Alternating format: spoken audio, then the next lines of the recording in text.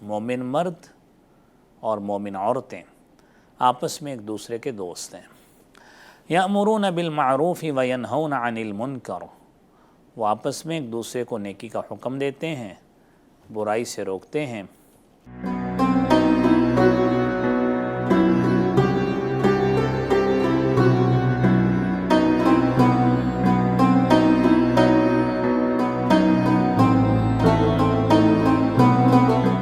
بسم اللہ والحمد للہ والصلاة والسلام علی رسول اللہ۔ محترم ناظرین کرام، پروگرام ستارہ حرم کے ساتھ میں ہوں آپ کا میزبان ڈاکٹر مسعود قاسم۔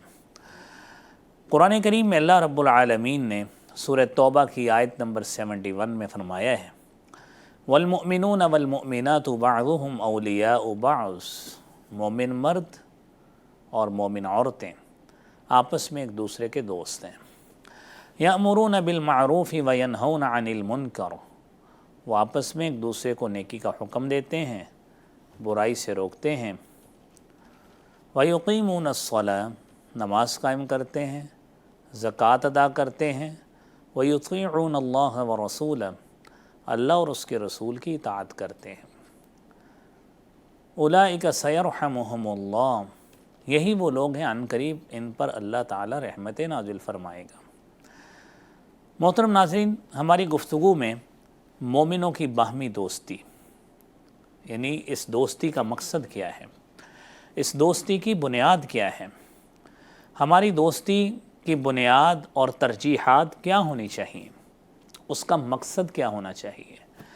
ہم نے ایک گفتگو میں بات کی تھی، گزشتہ گفتگو میں کسی ایک گفتگو میں بات کی تھی کہ اللہ رب العالمین نے ہم مومنوں کو بہترین امت بنایا ہے، اور اس کی وجہ جناب رسول اقدس جناب محمد الرسول اللہ صلی اللہ علیہ وآلہ وسلم کی ذات گرامی ہے۔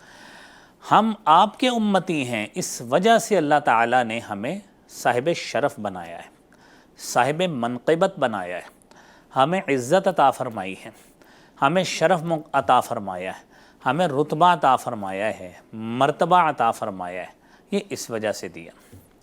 اب قرآن میں اللہ کہتے ہیں والمؤمنون والمؤمنات بعضهم اولیاء بعض، مومن مرد آپس میں ایک دوسرے کے دوست ہیں، مومن عورتیں آپس میں ایک دوسرے کی دوست ہیں۔ اور اس دوستی کے بعد اب دیکھیے، دنیا میں کئی مراحل ایسے ہیں، خاندان میں ایسے ہوتا ہے، برادری میں ایسے ہوتا ہے، قبیلے میں ایسے ہوتا ہے کہ یہ آپس میں ایک دوسرے کے ساتھ رہنا، مل جل کر رہنا، کام کا یکسوئی میں ایک ہونا، ڈپارٹمنٹ کا ایک ہونا، مقصد ایک ہونا، ٹارگٹ ایک ہونا، اس کو اچیو کرنا۔ بسا اوقات ایسے بھی ہوتے ہیں کہ یہاں پہ مرد اور خاتون ایک ہی ڈپارٹمنٹ میں ہوتے ہیں۔ اب پھر آگے اس کی بنیاد کیا ہونی چاہیے، مقصد کیا ہونا چاہیے؟ قرآن کہتا ہے یأمرون بالمعروف، وہ نیکی کا حکم دیتے ہیں۔ مومنوں کی دوستی کا سب سے اولین مقصد نیکی کا حکم دینا۔ ہمارا ایک بھائی نماز نہیں پڑھتا، ہم اس کو قائل کریں نماز پڑھا کریں۔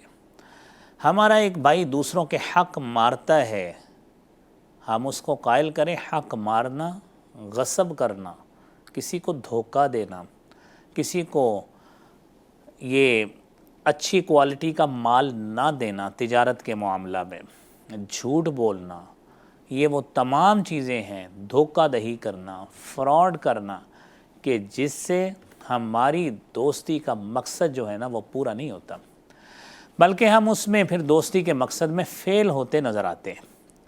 لہذا اس دوستی کے مقصد کو پورا کرنے کے لیے اولین بات یہ ہے یأمرون بالمعروف، کیونکہ قرآن کہتا ہے نا جی ان الصلاۃ تنہی عن الفحشاء والمنکر، نماز بے حیائی اور بری باتوں سے روکتی ہے۔